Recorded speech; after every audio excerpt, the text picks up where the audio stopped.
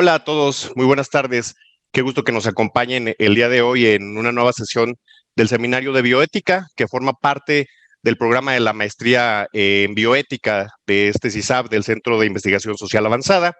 Yo soy Adrián Cervantes, soy alumno de la maestría de bioética y me da muchísimo gusto presentar el tema del seminario del día de hoy, que es bioética al final de la vida. Para esto nos acompaña el doctor José Enrique Gómez Álvarez. Él es filósofo por la Universidad Panamericana, es maestro en gerontología social por la Universidad Internacional Iberoamericana, doctor en filosofía y letras por la Universidad de Navarra, y bueno, es profesor investigador de ética aplicada, es colaborador en la Universidad de Anáhuac, en la Universidad Panamericana, por supuesto colaborador y profesor de nuestra maestría en bioética aquí en el Centro de Investigación Social Avanzada. Es autor del libro El principio del doble efecto, análisis y aplicaciones, y recientemente ha publicado el libro de reflexiones bioéticas sobre la vejez. Entonces me da muchísimo gusto estar el día de hoy y presentarles al doctor José Enrique Gómez Álvarez. Doctor, muy buenas tardes. ¿Qué tal? Buenas tardes. Pues bienvenidos todos. Entonces vamos a dar inicio. Vamos a hablar del tema del fin de la vida, pero vamos a dar un tema específico del fin de la vida, que ilustre los problemas, ¿no? Entonces, para eso voy a compartir mi pantalla y les voy a mostrar una presentación, la cual nos podemos guiar, porque hay muchos, sobre todo hay un argumento principal que es difícil seguirlo solamente de manera oral, ¿no? Entonces, déjenme un momentito, les comparto.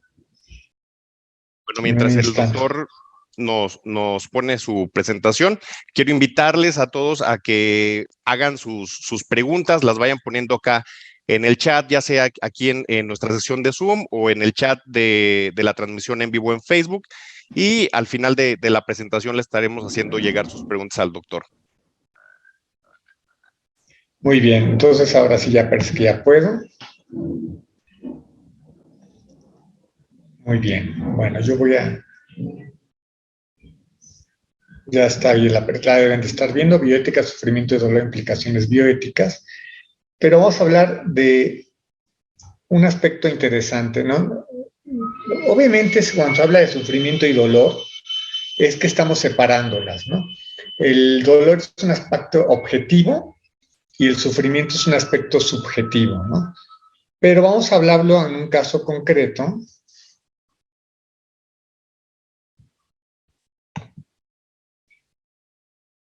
Del siguiente modo, ¿no? Primero vamos a hablar un poco de la petición d'Alain Delon, que es no sé pronunciar francés, pero bueno, es un artista francés, ya es grande, estuvo mucho en los 60, 70 y hizo una petición interesante hace unos días, ¿no? A partir de ahí podemos ver o analizar un argumento a favor del suicidio, tomando en cuenta la petición de este hombre, ver algunas fortalezas y debilidades y algunas conclusiones. Esto nos lleva al tema del dolor y sufrimiento. Ahorita que vean la cuestión de Alain Delon, verán por qué está relacionado. Entonces voy a quitar un momento mi cámara para que no me vean. Vamos a hacerlo.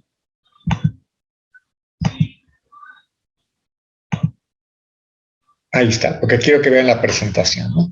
Entonces esto lo saqué de una noticia de la página de Excelsior. Dice, hace 4 años, durante una entrevista para Paris Match, reveló que a esa edad la vida ya no le aporta gran cosa, pues ya ha visto y conocido todo y aseguró que no teme nada para la muerte. Un año después de esta entrevista, Alain Delon sufrió un derrame cerebral. El actor pidió que se le practique la eutanasia y que, de acuerdo con testimonios de su hijo, ya no quiere vivir por problemas de salud y la muerte de su esposa, ¿no? La verdad que podemos ver más detalles de lo que él dice, pero ya aquí podemos dar una pista de la distinción entre dolor y sufrimiento. Entonces, el ya no quiere vivir por problemas de salud podría estar conectado con el tema del dolor, o sea, ciertas manifestaciones objetivas, físicas, que son inquietantes para una persona. Y la muerte de su esposa podría ser un ejemplo de sufrimiento, de un elemento en donde la parte subjetiva es la que domina. Voy a abrir la noticia porque no tiene desperdicio. Ahí la deben de ver todos. Entonces, lo que me interesa es lo que él dice, ¿no? Dice cosas bastante interesantes, ¿no? Delon pidió a su hijo que le prepare la eutanasia. De hecho, él está en Suiza, ¿no? Entonces, como ustedes saben, en Suiza es legal la eutanasia.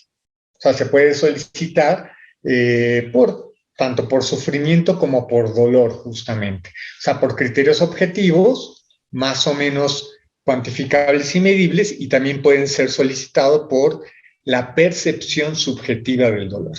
Entonces, ¿cuántos años tiene Alain? De 86 años, ¿no? Y él pidió que se organice la eutanasia. ¿Pero por qué? Eso es lo más interesante, ¿no? Estoy a favor de la eutanasia. Primero porque vivo en Suiza, porque la eutanasia es legal. Bueno, es algo muy curioso, ¿no? Está a favor de la eutanasia primero por la legalidad, ¿no? Y también porque creo que es lo más lógico y natural. En un momento dado, la persona tiene derecho a partir en paz sin pasar por hospitales, inyecciones y demás, ¿no? Pero después señala un poquito más adelante algo bastante interesante, ¿no? Vean lo que comentó aquí, ¿no? La vida no me aporta gran cosa, lo conozco todo y lo he visto todo. Y además detesto el mundo en el que vivimos.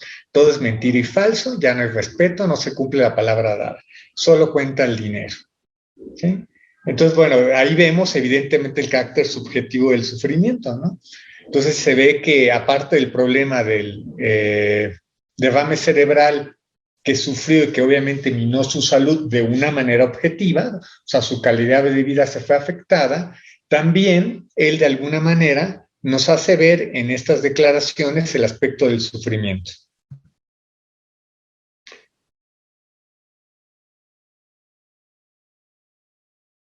Bueno,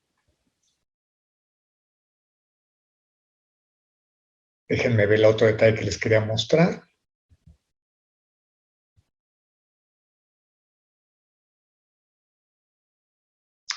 Y tuvo un accidente y lo operaron, ¿no? Alain Delon subrayó que este tipo de accidentes, la arritmia cardíaca, etcétera, un accidente cerebrovascular se produce en personas como él cuando hay una acumulación de emociones, ¿no? Pero bueno, entonces, aquí ya no menciona nada importante. Como les había dicho, lo interesante es su percepción del sufrimiento como elemento subjetivo y el dolor o el daño en la calidad de vida como elemento objetivo. Entonces, esto nos lleva a un aspecto interesante. La eutanasia, aunque no se suele asociar con el término suicidio, sin embargo, pues de alguna manera está conectado, ¿no? Porque en última instancia es una decisión acerca de la vida o la muerte, o el límite de la vida o la muerte que toma una persona. Pero ¿cómo podríamos esto sintetizarlo en un argumento? Pues yo les propongo el siguiente, ¿no? Perdón. Todo acto en que se puede generar un bien mayor por un mal menor y o evitar un mal mayor es lícito como acto moral. Ese es un principio básico de la ética, ¿no? En general, un acto en donde yo pueda generar mayor bien, ya sea por un mal menor o evitar un mal mayor, es lícito como acto moral. Este es un principio ético razonablemente aceptado, ¿no? A veces es lícito evitar males mayores, ¿no? ¿Por qué no? Todo acto moral lícito es acto que no debe impedirse. También esta premisa parece intuitivamente correcta, ¿no? O sea, no tenemos problema en la primera, parece razonablemente atinada o intuitivamente, ¿no? Todo lo que puede generar un bien mayor por un mal menor. Esto lo hacemos, por ejemplo, cuando alguien va al médico, ¿no? O cuando alguien es atendido por un dentista, cosas así, ¿no? Permitimos un mal menor, por ejemplo, la anestesia, la inyección, que es medio molesta, para evitar un mal mayor. Entonces es perfectamente lícito desde el punto de vista moral. O sea, nos podemos permitir males para permitir cosas que son de mayor bien. También parece intuitivamente correcto. Todo acto moral, perdón, hasta aquí. lícito es acto que no debe impedirse. Y la premisa 3, todo acto que no debe impedirse es ilegítimo, que no intervenga cualquier autoridad social, médica o política. Esto es un principio liberal. Noten que este principio es netamente liberal. A lo mejor esto hace 1000 años no hubieran estado de acuerdo muchas personas, pero actualmente sí. Todo caso que no debe impedirse es legítimo que intervenga cualquier autoridad social, médica o política. Ese es un principio que después se le va a conocer como autonomía, ¿no? Es decir, que es lícito que cada uno tenga sus proyectos de vida propios y los desarrolle como considere más apropiados. Entonces eso nos lleva a una conclusión parcial. Todo acto en que puede generarse un bien mayor por un mal menor y o evitar un mal mayor es legítimo que intervenga cualquier autoridad social, médica, política. Es ilegítimo, perdón, ¿no? Entonces, esta conclusión se deriva de estos primeros 3 elementos, ¿no? Pues hasta aquí todo suena muy bien, pero el problema viene en esta premisa. El suicidio es un acto en el que puede generarse un bien mayor. Evito el sufrimiento, evito el malestar, el sufrimiento de vivir y evito también objetivamente los dolores o lo que es impertinente para la vida, ¿no?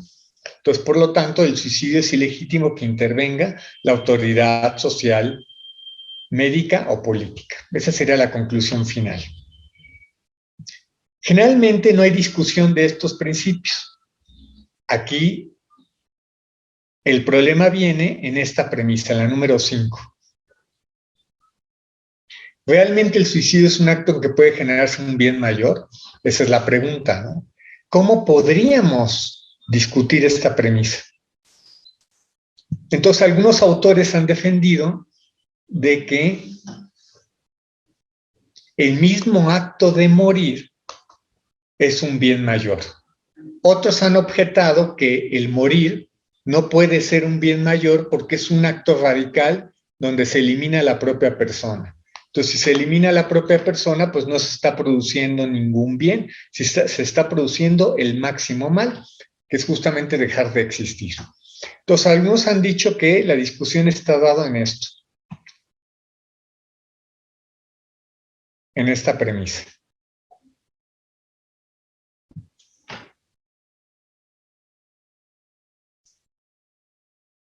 Obviamente, esos supuestos básicos de que es un gran mal tiene que ver con la autonomía y la calidad de vida, como hemos dicho.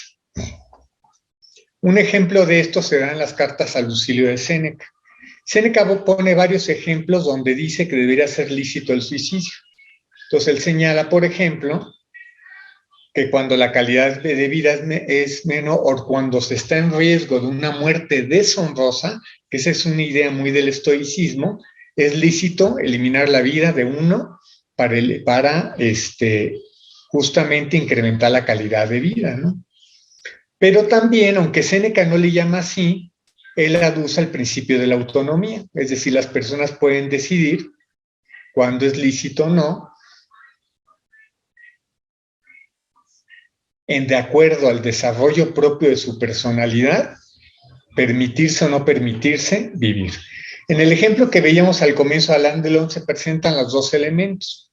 Una es la discusión de la calidad de vida en el caso de el accidente cerebrovascular que tuvo, el derrame cerebral que le disminuyó movilidad, etcétera. Y el otro es la cuestión de la autonomía, ¿no? En donde este hombre defiende de que hay un momento en la vida donde uno puede determinar hasta qué punto es tolerable o no vivir de cierta manera o vivir de otra manera. Entonces, estos 2 supuestos, estas 2 características son elementos antropológicos.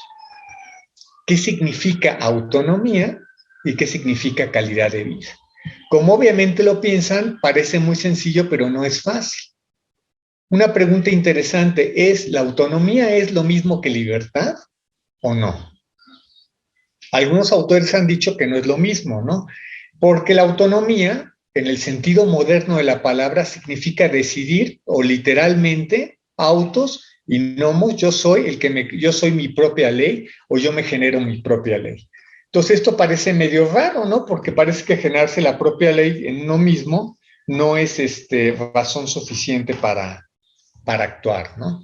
Otros han dicho, en cambio, que autonomía es un término moderno que es excesivo y lo que tenemos que hablar es de libertad. Pero la libertad, le voy a poner aquí libertad, bueno, simplificado porque no puedo escribir bien. La libertad implicaría, ahí sí, la libertad implicaría dos elementos claves, la responsabilidad y el valor. Mientras que la autonomía hace énfasis en la decisión racional del individuo, en la decisión de lo que tome acerca de su vida, en cambio, el concepto de libertad está limitado. Es decir, no somos libres de manera absoluta, sino somos libres solamente parcialmente en cuanto a los medios para elegir el fin, que es el valor.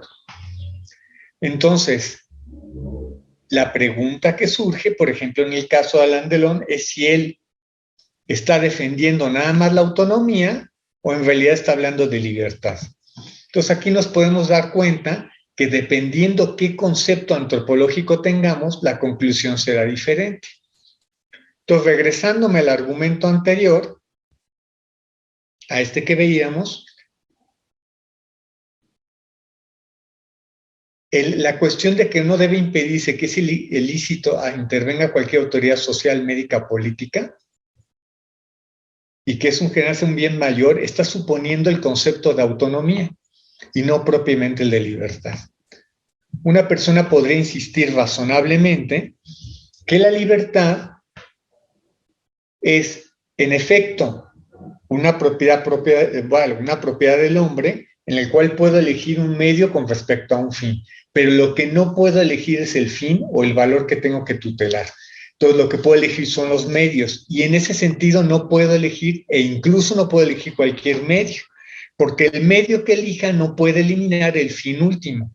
Entonces, si esto lo trasladamos al problema del suicidio, y por analogía con la eutanasia, alguien podría insistir que,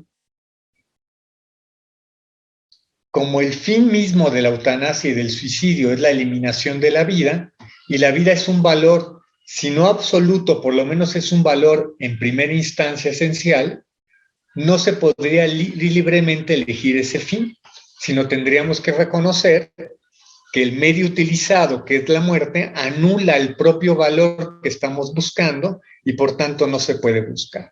Entonces, no se podría hacer esa acción. Entonces, por tanto, el principio de autonomía no aplicaría a este caso, por lo menos, porque la autonomía se ve limitado por la misma naturaleza del valor que estamos tutelando, que en este caso es la vida humana. Otro tema interesante es la calidad de vida. ¿Sí? El tema de la autonomía podríamos discutirlo como lo hemos hecho ahorita. Pero un tema que se discute hoy en día es qué entendemos por calidad de vida. Y sin duda, calidad de vida es un término subjetivo. Lo que entiende uno por calidad de vida es lo que entiende otro. Intuitivamente tenemos la idea de que calidad de vida son las circunstancias y modos de vivir que nos hacen la vida digna de ser vivida. Entonces, en ese sentido podemos hablar de calidad de vida. Pero evidentemente tiene un componente subjetivo, porque qué tanto es vivir de una manera satisfactoria o no, pues eso, como nos damos cuenta, depende mucho de la persona que lo esté viviendo. Entonces, así una persona puede considerar como de baja calidad de vida tener una enfermedad discapacitante, una enfermedad crónica. Otros pueden considerar que tener una enfermedad crónica es algo tolerable y que no afecta su capacidad de calidad de vida, porque siguen viendo la vida como algo digno de vivirse, como algo pleno, como algo que todavía hay motivos de desarrollo. Bueno, la mayoría de los argumentos, del suicidio, los principales argumentos sólidos o fuertes para defender es en este concepto. La mayoría de las discusiones desde Platón, Aristóteles, los estoicos como Séneca que decíamos, ¿no? Que damos el ejemplo de las cartas a Lucilio, ¿no? Al que le interese lea la carta 70 y va a ser muy interesante cómo, sin llamarla así, Séneca está tratando este tema de la calidad de vida. Platón, Aristóteles, Tomás de Aquino, David Hume, etcétera, discutieron en torno a estos dos conceptos, particularmente de calidad de vida. Entonces, por ejemplo, Tomás de Aquino, cuando habla del tema del suicidio, se plantea ese argumento, ¿no? Si resulta que una vida llena de pesares y de honrosa es algo que afecta a la naturaleza humana, pues parece que es lícito pues, tomarse la vida, ¿no? Pues para quitarse los problemas, ¿no? Entonces ese argumento lo pone Tomás de Aquino en el siglo XII, por ejemplo, ¿no? El mismo Platón plantea de que es mejor tener una muerte honrosa que una calidad de vida o una vida deshonrosa, ¿no? Y parece que en algunas circunstancias, por tanto, debido a la calidad de vida, es lícito tomar la propia vida, ¿no? Es curioso que cuando se han opuesto a estos conceptos, lo han hecho por razones muy diferentes, ¿no? Aristóteles y Platón hablan de que probablemente el suicidio no es lícito, o por lo menos es objetable porque se afecta contra la sociedad. Y al atentar contra la sociedad no vale este principio. Es decir, en pocas palabras, para los griegos como Aristóteles y Platón, no existe el concepto de autonomía como tal. A ellos les hubiera sonado muy extraño la idea de que somos nuestra propia ley, ¿no? Ellos dirían, no somos nuestra propia ley, sino estamos sujetos a una ley, la ley de la polis o de la ciudad. O en términos modernos, no somos totalmente autónomos, somos libres, pero la libertad implica sujetarse a valores, algunos que son individuales, como hemos dicho, el valor de la vida, y otros que son sociales. Es decir, cuando alguien, por querer defender su calidad de vida, atenta contra su vida, no solo se daña a sí mismo, sino de alguna manera daña a la comunidad a la cual pertenece. Si es una persona productiva y se daña, pues lógicamente deja de participar en la vida económica y deja de aportar elementos a la sociedad. Si no es productivo, de todas maneras pertenece a una red social en la cual la muerte de la persona, aunque haya sido decidida por esa supuesta autonomía, de todas maneras se ve perjudicada por haber tomado.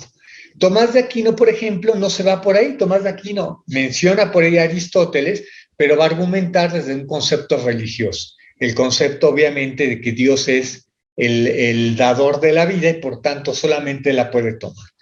Claro que está que este argumento, digamos, teológico de Dios como dador de la vida, pues no sería aceptado en nuestras sociedades actuales que son liberales y que son seculares, ¿no? Entonces, por eso los argumentos en torno al suicidio y la eutanasia se han dado en estas dos categorías. Y no se apela, por ejemplo, a una supuesta naturaleza teológica o a la idea de que las personas somos imagen de Dios, etcétera. Que aunque puede tener sentido en una persona que tiene esas creencias, sin embargo, no puede aplicarse sin más en personas que viven en una sociedad secularizada. Entonces, ¿qué líneas argumentales encontramos? Ya lo acabamos de decir, un fundamento es el valor fundamental el valor fundamental de la vida, ya que diferencia a las personas, las cosas, lo que diferencia, a las personas de las cosas es exactamente la autonomía. Es decir, da la mayor capacidad posible de decidir por sí mismo.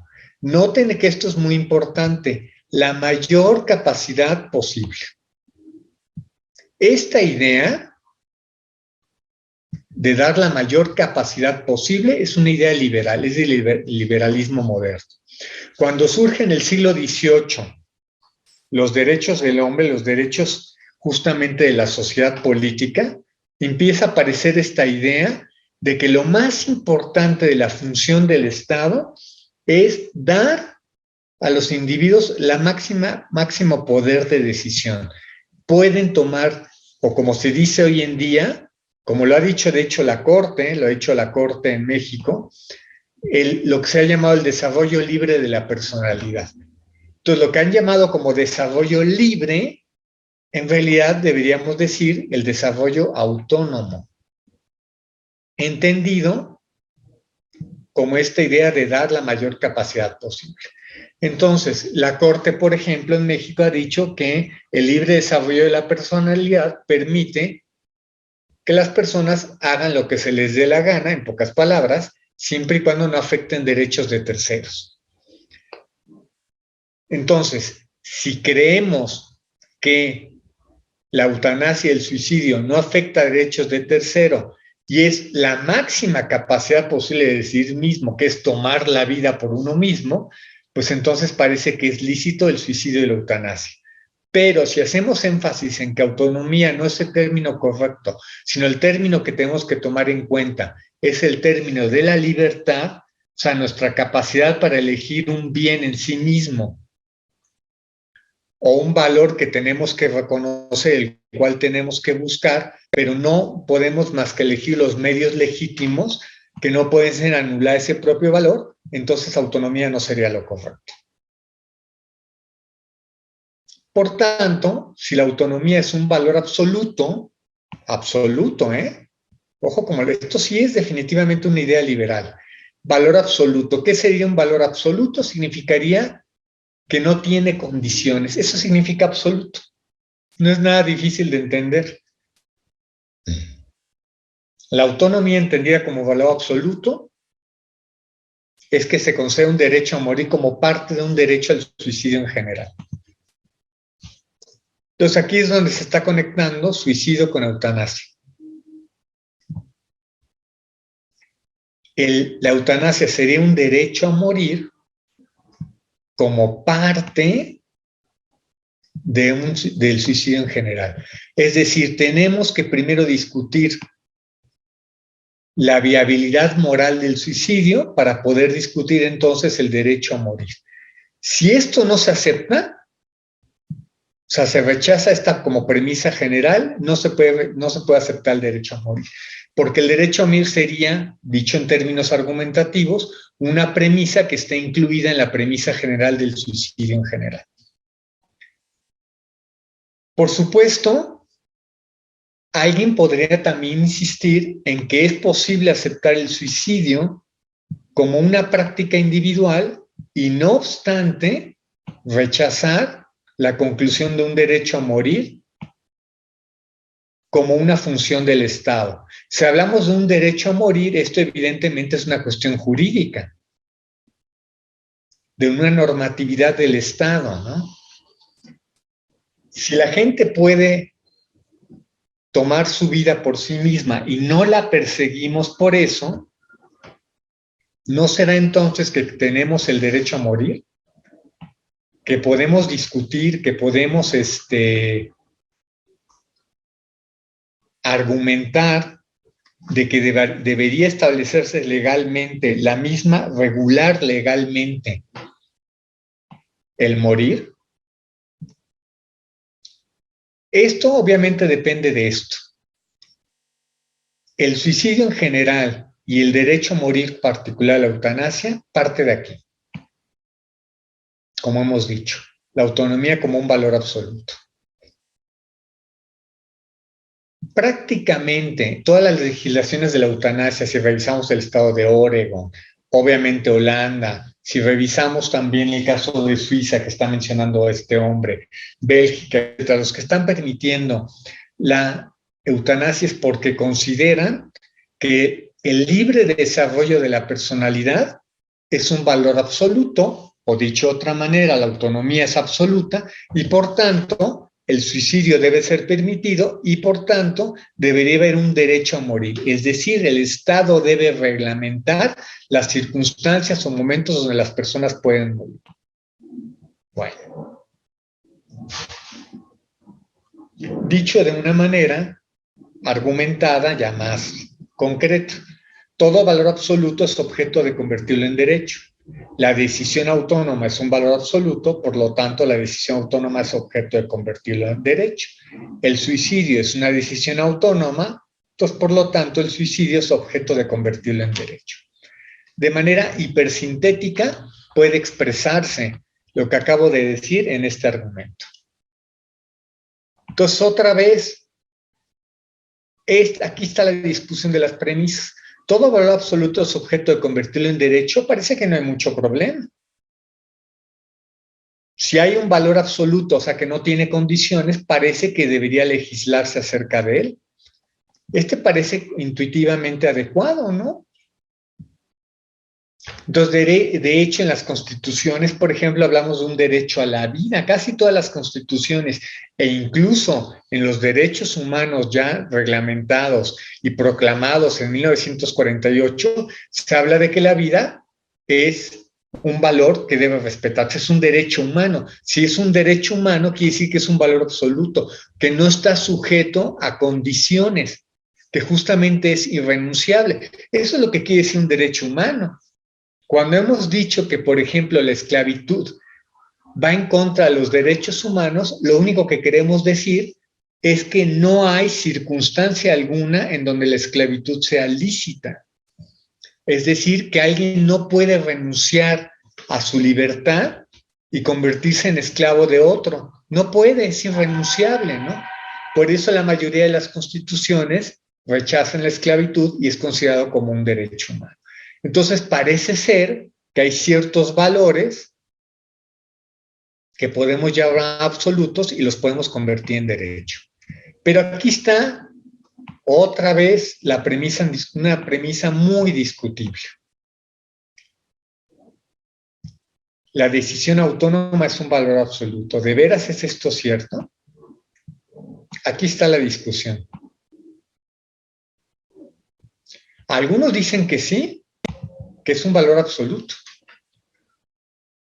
Que la autonomía es un valor que hemos descubierto a partir del siglo XVIII, la modernidad, y por tanto que eso es incluso lo que distingue al humano de los animales no humanos, y que por tanto es un valor absoluto que se debe de respetar. Esto es justamente lo que se discute. Muchas de las discusiones en torno al aborto y la eutanasia se dan en esta premisa. Entonces, a veces se ha defendido que la decisión autónoma es un valor absoluto, y otras han dicho no es cierto. La decisión autónoma depende de la libertad y la libertad humana no está, como ya lo habíamos dicho, está limitada por los valores que se tutelan o se cuidan y las circunstancias. O sea, no hay libertad absoluta o no hay autonomía absoluta. Obviamente esto depende, esta conclusión depende de esta premisa para poder concluir. Y por tanto,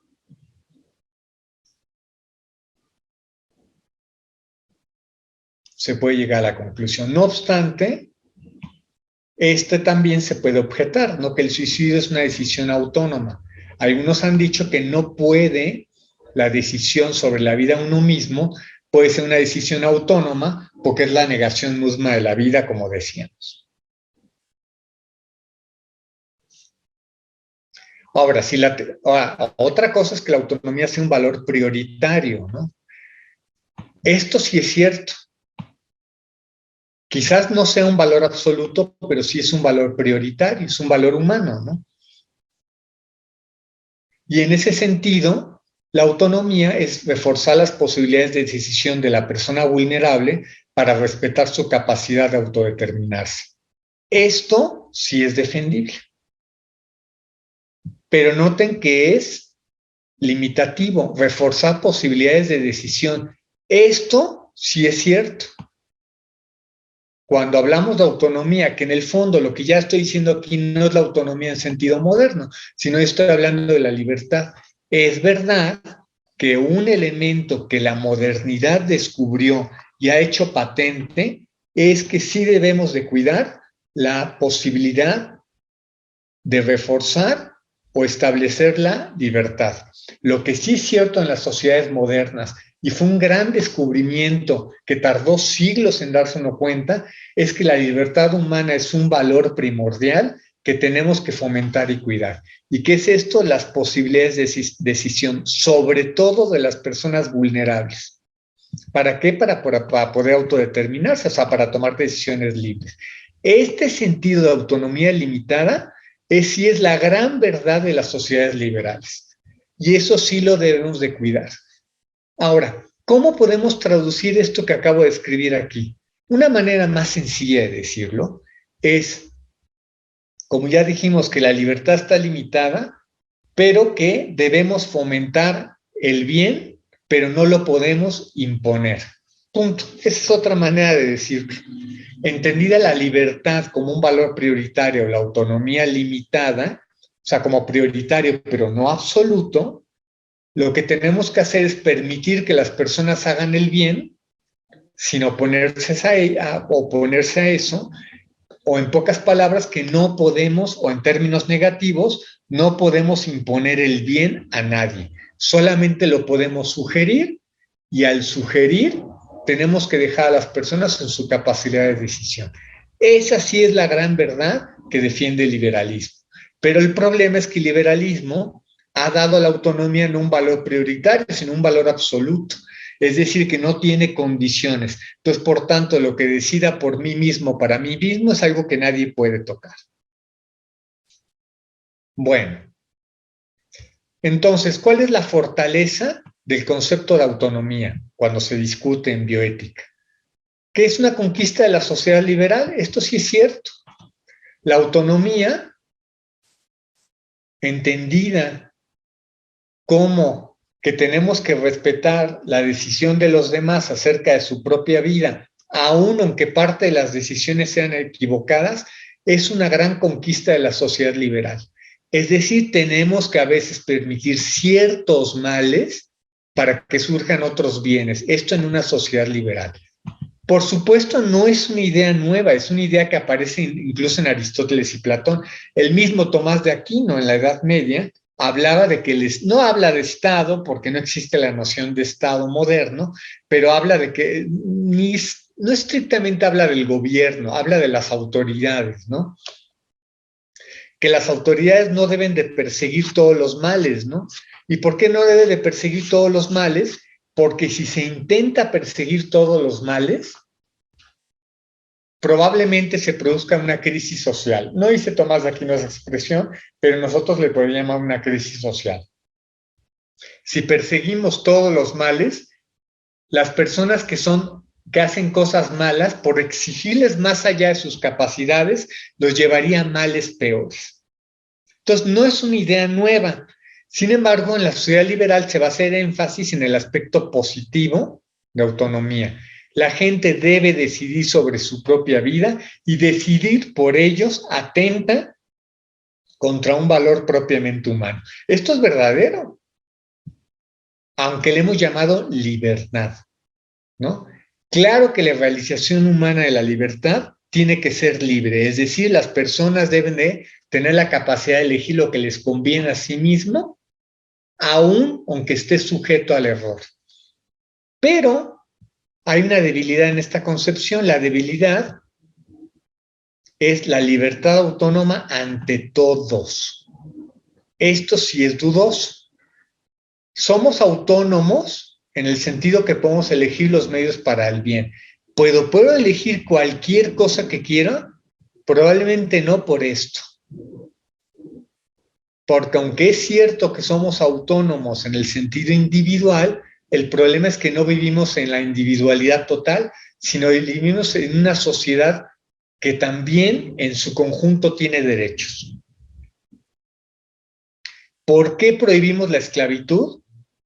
Para que la gente pueda trabajar y realizarse personalmente.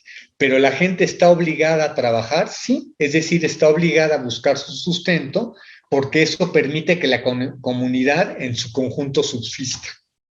Por tanto, tengo la libertad autónoma de no querer trabajar en ninguna circunstancia, no es cierto, porque ante los demás tengo obligaciones sociales que obligan a limitar esta autonomía. Justamente, curiosamente, a limitarla en nombre de la libertad, es decir, en la realización humana. O dicho de otra manera, tenemos que, como es el gran descubrimiento de la sociedad liberal, tenemos que respetar la libertad al máximo, pero no al grado que sea vaya en contra de la sociedad o del conjunto de personas que están compartiendo la comunidad política. Entonces, ¿cuáles son estas respuestas? ¿Cuáles son las respuestas que se podrían dar a esta idea, a este argumento de la autonomía como una razón absoluta o como un elemento absoluto? Se han dado dos líneas de respuestas, una que se llama una metafísica de corte duro y una que se ha llamado postmetafísica. Metafísica del corte duro es insistir que hay bienes humanos que tenemos que buscar por sí mismos. Y eso se puede demostrar. Y por tanto, entre esos bienes humanos que se deben buscar a mismo, es mantener la vida dentro de lo posible, mantenernos vivos sin atentar con nuestra vida. No obstante, es lícito perfectamente que el desarrollo normal de la vida nos lleve a morir y podamos permitir una muerte natural. Sin embargo, no estamos en la licitud de acortar la vida de manera intencionada y directamente. Y esto se puede demostrar como parte de la naturaleza humana y de los fines de la persona humana. Esto es lo que llamo por una metafísica de corte duro. Con corte duro quiere decir una metafísica, una ontología fuerte. Así se le llama también hoy en día, ¿no? Defender que se puede, desde una óptica ontológica, defender esta idea sin excepciones, ¿no? Y la postura postmetafísica dice, no podemos defenderlo tan fuertemente, sin embargo, sí podemos defender que aunque no digamos que hay unos bienes absolutos humanos que podamos conocer, no obstante, hay valores de la sociedad liberal que aunque ya no las podemos justificar metafísicamente, sí son atentados cuando, por ejemplo, la persona atenta contra su vida o cuando permitimos la eutanasia. Eso es lo que termina pasando. Entonces, un ejemplo de postura postmetafísica es decir que en las sociedades liberales, si permitimos de manera irrestricta el tomar la vida de uno mismo, atentaríamos contra un valor fundamental de las sociedades liberales, que es la solidaridad. Las sociedades liberales actuales sí manejan un valor que le podemos llamar solidaridad.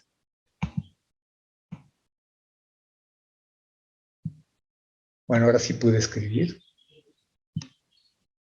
Y la solidaridad es un valor que no podemos justificar metafísicamente, pero que sí aceptamos postmetafísicamente. Es decir, las sociedades liberales, si hay algo que tienen que cuidar para que funcionen, es la solidaridad. Y la solidaridad es justamente compartir, que tenemos que actuar con cierta sinergia entre todos para que la propia sociedad liberal no se desintegre. Esto no es nada misterioso, es muy fácil de entender, ¿no? Y es muy fácil de entender en una óptica de utilidad.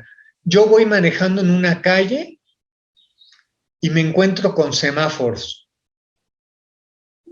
Los semáforos me marcan cuándo puedo seguir adelante o cuándo puedo no seguir adelante. Es decir, tengo que respetar el alto o tengo que respetar el siga. Esto lo hacemos no solo porque vaya a haber una sanción, si es que me descubren que tengo un alto y me paso, o que tengo un siga y me detengo, porque nótense que también en un semáforo, si yo tengo un verde y decido no moverme porque se me da la gana, por mi mera autonomía, obviamente soy criticado y sancionado. ¿Por qué? Porque mi conducta, por muy autónoma que sea, atenta contra la solidaridad. Funciona el libre tránsito, que es una idea muy liberal, porque solidariamente respetamos reglas de funcionamiento social. No tengo que irme a la metafísica para defender eso, sino defenderlo de una manera práctica. Una sociedad que no respeta la solidaridad simplemente no funciona socialmente. Entonces, algunos han dicho que el suicidio y la eutanasia, por lo menos la eutanasia activa, es decir, deliberadamente tomar la vida de otro porque está sufriendo por una enfermedad crónica, una enfermedad muy aguda, atenta contra los valores de la solidaridad de una sociedad liberal. y por tanto no deberíamos de atentar contra la vida de alguien o permitir dentro de lo posible que una persona atente contra su vida. Esa es la razón por las cuales tenemos líneas de suicidio. Aún una sociedad liberal que no defienda un valor relativamente absoluto de la vida, sin embargo, sí cree que por solidaridad debemos de tener, por ejemplo, líneas de suicidio. Porque aunque de alguna manera es cierto que las personas tienen cierto derecho a decidir sobre sus vidas, creemos que el tomar la vida de uno mismo muy probablemente esté sesgado por no reconocer que es muy importante estar vivos para el bien de todos. Por eso tenemos líneas de apoyo para el suicidio. Por eso tenemos acciones públicas de que si alguien se quiere, por ejemplo, suicidar, interviene la policía, las fuerzas del orden o intervienen otras personas y tratamos de evitar esto porque creemos que hay valores básicos sociales que tenemos que preservar y una manera de preservarlos es limitar la disposición de la vida que tenemos ante nosotros mismos o ante los demás. Pues bueno, muchas de las discusiones bioéticas en conclusiones andan o aquí o aquí. Los que dicen que se puede defender que hay límites de la libertad por la propia naturaleza humana y los que dicen que también hay límites de la libertad, pero estos límites de la libertad es por ciertos valores que aceptamos en las sociedades liberales. ¿Ok? Bueno. Entonces, una de las conclusiones que podemos sacar es que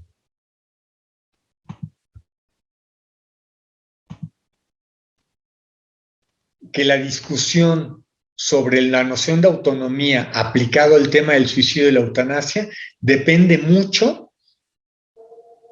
tanto de posiciones, digamos, ontológicas o metafísicas, tanto de posiciones de lo cuales son los fines de una sociedad. En una sociedad liberal, aún admitiendo que la gente puede hacer, entre comillas, lo que quiere con su vida, tenemos límites. Y parte de esos límites son límites sociales, en particular los de la solidaridad social, ¿no? Bueno, no sé qué piensen de estos argumentos y de la postura ante el suicidio y la eutanasia. Muchas gracias, doctor. Pues nos han hecho llegar algunas preguntas al chat y a los distintos medios que tenemos. Primero nos preguntan sobre que al principio hablaba sobre la distinción de dolor y sufrimiento. Si pudiera ahondar un poquito más sobre esta diferencia. Muy bien. El dolor tiene un componente objetivo y relativamente medible, es cuantificable. Los médicos y el personal en salud conocen las escalas de dolor. Las escalas de dolor son medios de, aunque el dolor, claro, la persona vemos que dice que tiene dolor y la podemos más o menos cuantificar. Esa es una. Le podemos poner una escala de valor. Por eso a las preguntas se les pregunta, ¿qué tanto dolor tiene? Muy bajo o nulo a muy intenso. Y le damos y hacemos escalas de dolor. Por otra parte, sin embargo, sabemos que es objetivo porque hemos descubierto que el dolor está asociado a algún problema orgánico. Un daño tisular, o sea, un daño en los tejidos, un mal funcionamiento orgánico, es decir, hemos podido descubrir que el dolor está asociado a un mal funcionamiento del cuerpo. O sea, tiene un componente al menos parcialmente objetivo. En cambio, el sufrimiento es totalmente subjetivo. La persona puede sufrir sin dolor, aunque suene un poco extraño. La persona puede sentir mucho malestar por su propia vida o por lo que está pasando sin tener absolutamente nada de dolor. Entonces el dolor tiene un componente objetivo que tiene que ver con daños o alteraciones fisiológicas y el sufrimiento es un componente subjetivo que tiene nada más con ver con la percepción personal de lo que consideramos valioso. Por supuesto, alguien puede tener dolor, le produce sufrimiento porque dice yo no tolero este dolor, yo no quiero sufrir este dolor, por tanto mi vida no vale la pena. Pero evidentemente alguien también puede decir que sufre por ningún componente de daño orgánico, sino simplemente porque ya no le ve sentido a su existencia, ¿no? Y por tanto puede sentir que entonces no vale la pena vivir, ¿no? Muchas gracias, doctor. Otra pregunta. Bueno, parece que se cuestionan si entonces la libertad es limitada. Supongo que esto se refiere a que probablemente sea una acepción de la libertad que no se maneja muy a fondo normalmente. Entonces se preguntan si la libertad es limitada y en ese sentido, ¿por qué cuando hablamos de los principios bioéticos hablamos de autonomía y no de libertad? Muy bien, la pregunta es magnífica, porque el principio de autonomía aparece en las sociedades liberales. Entonces, cuando se propone el término autonomía desde el informe Bellman y todas esas cosas de los 70, se está pensando en las tesis liberales, en las tesis de que cada uno tiene derecho a desarrollarse libremente como quiera. Tomado radicalmente es autonomía. Y por eso le hemos llamado autonomía. Pero de manera clásica no se usaba el término autonomía, sino el término libertad, en donde reconocemos que el fin propio del hombre no lo podemos elegir. El bien o el desarrollo del hombre no es elegible. Es decir, lo que nos permite ser más plenamente humanos no está a elección de nosotros. Sin embargo, los medios para eso sí lo podemos elegir. Y de hecho nos podemos equivocar y de hecho nos equivocamos, ¿no? Es decir, ¿cómo lo podemos ejemplificar? Para poder ser plenamente humanos, vamos a poner este ejemplo, vamos a poner un ejemplo, ¿no? Necesitamos tener un cuerpo sano. Eso no lo podemos elegir. Si mi cuerpo se daña por una lesión o una enfermedad, limito mis capacidades de desarrollo humano, eso es verdadero. Yo quiero estudiar y tener más conocimiento, pero se daña mi cerebro y no puedo retener la información. Se daña mi memoria, por ejemplo. Objetivamente, el daño de mi memoria me está impidiendo desarrollarme humanamente. Bueno, ahora tomo esta idea. Por tanto, para el desarrollo humano necesitamos un cuerpo sano. Eso no está sujeto a mi elección, pero sí está sujeto a mi elección los medios para tener un cuerpo sano. Entonces, por ejemplo, una persona puede decidir hacer ejercicio, otra puede decidir que la manera de tener un cuerpo sano es alimentándose mejor, alguien puede combinar los dos elementos, alguien puede agregar, etcétera, etcétera. Entonces, los medios para tener un cuerpo sano sí están sujetos a mi elección y en ese sentido libertad y autonomía se tocan o se empalman. Pero entendida autonomía como hago lo que se me dé la gana, alguien que defiende la libertad y la autonomía dice, no es cierto, porque hay elementos fines de la naturaleza humana que no controlamos y no son misteriosos, son muy claros. El ejemplo es, por ejemplo, tener el cuerpo sano para poder justamente ejercer las capacidades netamente humanas. Los famosos derechos humanos están suponiendo que hay fines humanos que no están sujetos a discusión, por más autónomamente que lo queramos, ¿no?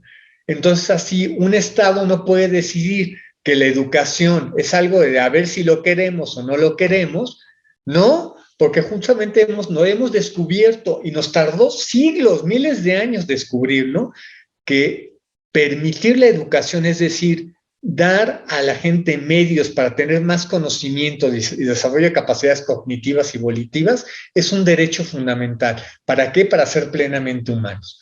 Eso no está sujeto a discusión. Pero lo que sí discutimos es cuáles son los medios para llegar a eso. Entonces ahí sí se discute cuántos grados debemos de tener, si nada más estudiamos la primaria o nada más la secundaria, o hasta la prepa, o hasta la universidad. Entonces sí está discusión, por ejemplo, cuántos años debe de ser la educación obligatoria. Eso sí lo podemos discutir, pero lo que no podemos discutir es la finalidad misma de educarnos, como un derecho humano, por ejemplo. Entonces espero, bueno, que haya contestado más o menos lo que me están haciendo ver. Pocas palabras. Autonomía es un concepto que surge en la modernidad y en bioética surge sobre todo a partir del informe Belmont en los años 70. Pero algunos han dicho que la autonomía se ha confundido con libertad y se ha querido equipar y no son lo mismo. Gracias, doctor. Otra pregunta muy puntual. Dice, ¿qué ocurre cuando se trata de una persona que sufre de un trastorno neuropsicológico grave que decide terminar con su vida? Aun cuando existe un criterio médico, en este caso de incapacidad cognitiva. ¿Y qué ocurre cuando esta voluntad de terminar con la vida personal ha sido anticipada al trastorno neuropsicológico? A ver, hay dos preguntas en realidad, ¿no? Una es, ¿qué pasa si está el trastorno y y la persona pierde su capacidad de decidir? Indudablemente tiene que nombrarse un tutor. Eso, digo legalmente, de hecho la figura legal de nombrar un tutor, algo así, pues está bien establecida y justamente es para eso, ¿no? Para que no se tome justamente como son decisiones esenciales, se tiene que nombrar un tutor legalmente. Entonces, por eso se tiene que hacer un juicio de interdicción y nombrar un tutor. La otra parte de la pregunta me parece que que tiene que ver con las voluntades anticipadas. Lo que pasa es que las voluntades anticipadas no pueden pedir algo que vaya contra el propio derecho. Entonces, yo no puedo pedir una voluntad anticipada que elimine mi vida en cualquier circunstancia o en la circunstancia que yo decía. Eso no se puede. Entonces, lo que sí puedo pedir es que no se extienda mi vida más allá de un límite razonable. Eso sí está permitido una voluntad anticipada, pero no puedo pedir que vaya contra un bien humano propio. Por tanto, no puedo pedir la voluntad anticipada que acaben contra mi propia vida, ¿no? Me parece que por ahí está, que son dos preguntas en una la que aparece indicada, ¿no? Ok. Y finalmente, nos piden referencias para profundizar en el estudio de la metafísica de corte duro y la posmetafísica. Muy bien. Un texto un ejemplo de metafísica de corte duro puede ser, hay un autor que se llama John Finnis, y hay un libro publicado por el Fondo de Cultura Económica que se llama La eutanasia examinada. Es un libro que es fácil de conseguir, creo que todavía existe, bueno, existe el libro, claro, pero quiero decir, creo que todavía está disponible y no es demasiado costoso.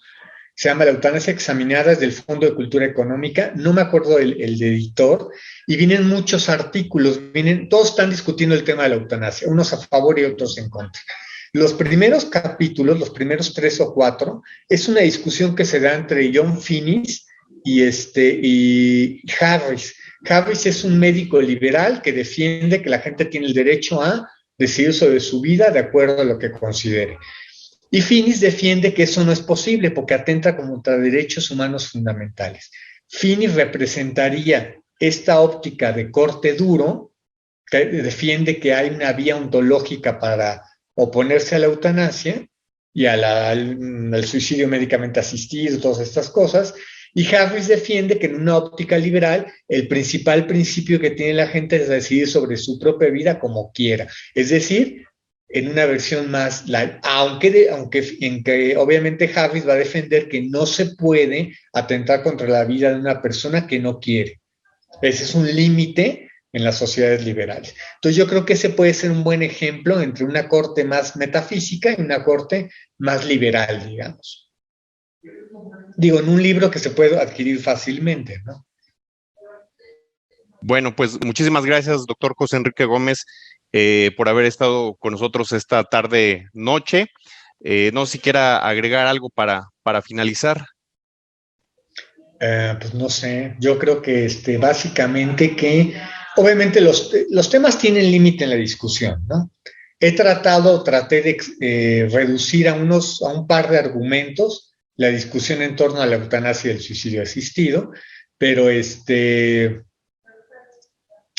obviamente puede darse más discusiones, ¿no? En torno a esto. Entonces hay más que estudiar en torno a estos temas.